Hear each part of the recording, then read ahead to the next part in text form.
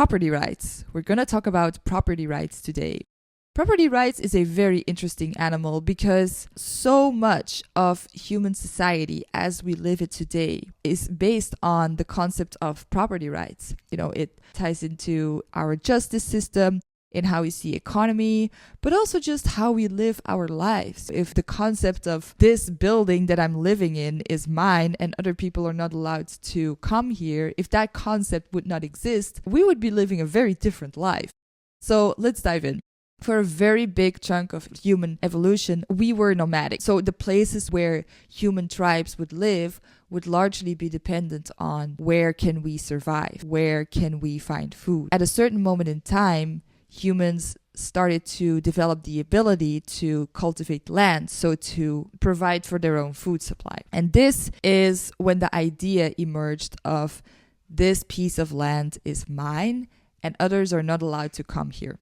Now, of course, back in those days, there was no centralized power entity to reinforce those property rights. We had to be territorial. We had to defend our own borders in order to survive. But the idea of this piece of land I can cultivate and I can stay here and therefore this is my territory, that is basically the very primitive version of what we now know as property rights. So I was thinking to myself, these days we live in a developed world where there is no, there's no tiger chasing you. There's, on a daily basis at least, no other tribe trying to invade your house and trying to take everything from you. But I was asking myself the question, what happens with that territoriality now that we live in a world where we shouldn't be fighting for our lives 24/7 anymore?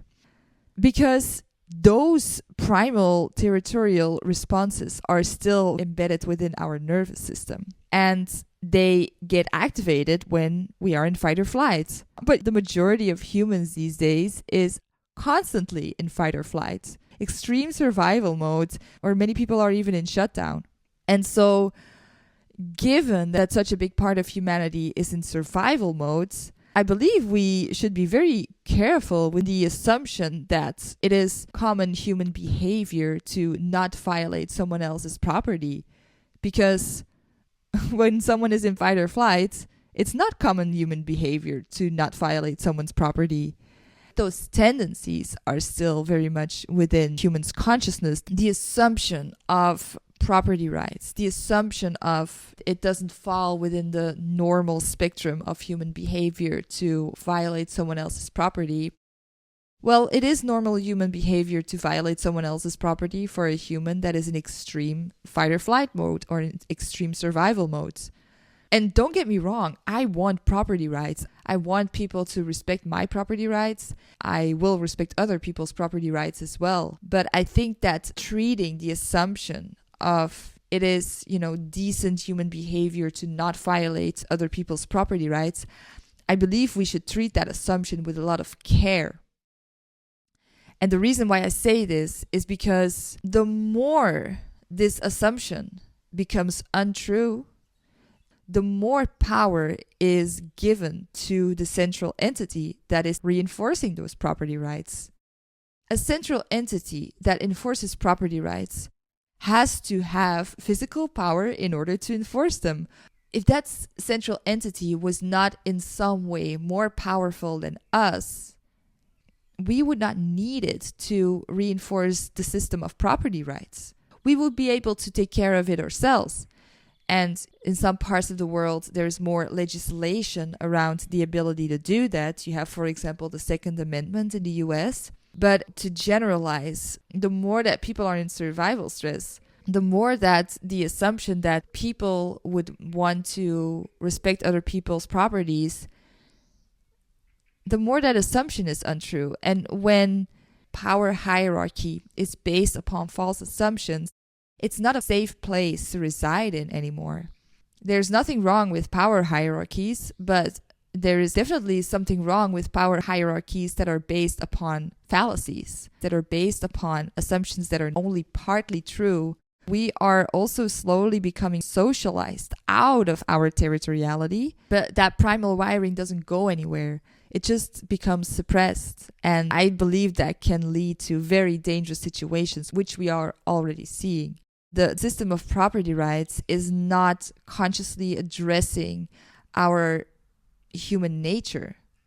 Well, not our human nature is also to respect other people's property rights, but it's also to have a tendency to violate other people's property rights when we are in extreme distress. But a lot of people are in distress. A lot of people are also just being gaslit around how much distress they're in. I made another video about how gaslighting Western economic welfare actually is. If a system of property rights is based on an assumption that is only partly true, well, I think we could get ourselves into a lot of problems. You can clearly see how humanity is getting into trouble with that, because there are occurring very dangerous ideas around property rights. This whole idea of you won't own anything and you will be happy. That's a result of the fallacies of the system of property rights that human society is based upon. And when we structure everything around something that is only partly true, we might get ourselves into real trouble, which we are getting into trouble with the whole, you won't own anything and you will be happy thing. That's real trouble. And I don't have a solution for this. I believe that when humans become more sovereign, that assumption of respecting other people's property can be restored, and we will be able to continue with that system. Maybe if all of humanity can step into their sovereignty, we may not even need a central power structure to enforce those property rights. That would be ideal, but it requires everybody to step into their sovereignty. For now, I find it sometimes painful to see how much more power is being shifted towards central entities, because the real human nature of territoriality, but also other very human responses to extreme distress like aggression, they're just not being addressed in a way that is helpful. The way that I feel that a large part of humanity is trying to deal with that is try to control or suppress or gaslight those types of reactions. But, it's always going to fly back into our face. So I don't have a solution right now. I think it is super important and helpful to be very mindful of our primal nature so that we can address it in a conscious way, so that it doesn't play out in ways that are detrimental to ourselves and others. So yeah, I hope this was interesting. I will definitely make more videos on property rights in the future. I find it a very fascinating topic. But for now, that was all that I had to say today. I hope you enjoyed it. If you did, please like this video and subscribe to my channel. Leave a comment or drop me an email if you have insights or questions. And thank you for watching, and I'll see you in the next one. Bye.